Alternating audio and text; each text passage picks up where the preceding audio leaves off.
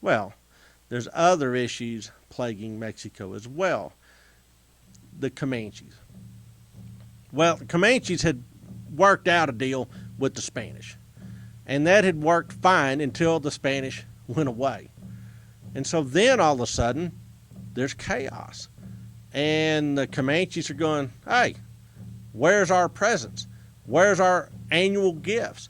Where's our payout so that we don't raid your haciendas and raid your towns? And the answer is, there's not any. Mexico, either as an empire or as a republic, is broke.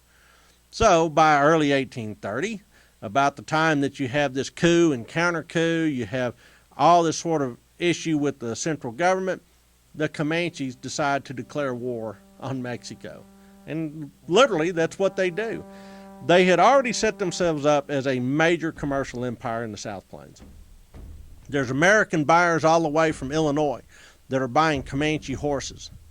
Well, these aren't really Comanche horses. These are actually Mexican horses. The Comanches are heading down deep into central Mexico, into northwest Mexico, into northeast Mexico, and moving livestock north. Taking it into the southern Great Plains, they're trading it to other Indian nations, to the Mexican outpost at Santa Fe, and also to American traders at places like Bent's Fort and other trading posts that are springing up along the Santa Fe Trail, connecting Missouri to Mexican New Mexico. So the Comanches all of a sudden figure out, in the old days we were getting paid for good behavior. Now nobody's paying us, so forget good behavior. We're going to do something that's going to make a thriving commercial enterprise. And the Comanches absolutely get filthy rich. And their wealth is measured in terms of horses. They become a massive pastoral power in the southern Great Plains. Well, in order to get there, they've got to go hunting down in Mexico for all this livestock that's been developed over the last few decades and move it north, which means that there are casualties. And in fact, the casualty exchange is about 1 to 4. For every one Comanche killed, they're killing 4, maybe 5 Mexicans.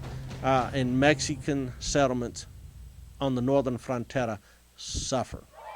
In fact, as one observer says, they have turned northern Mexico into 1,000 different deserts because these towns and haciendas are being annihilated by this Comanche wave of violence, this raiding to feed their trading commerce, their economy.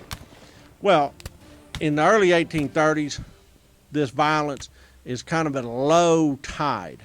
There's violence that's going on, but really these raids in the early 1830s are probing raids. The Comanches are discovering Mexico, if you will.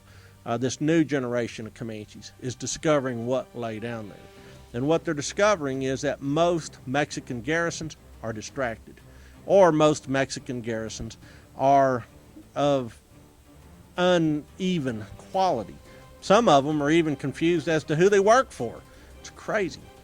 The other thing that the Comanches discover is there's a new kind of American that has shown up.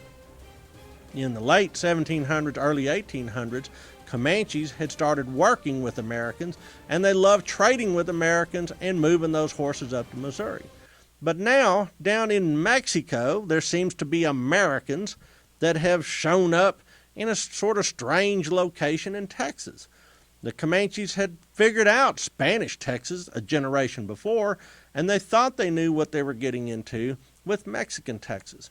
But these Americans didn't seem like the other Americans. These were not like the Americans up on the Arkansas River or in Missouri. These Americans were a pain in the neck. These Americans kind of resented it when you stole their horses. And so the Comanches figured out, we've got to show these Americans who's boss. So while we're busting on the Mexicans, do not forget to bust on these Mexican Americans, these Texians.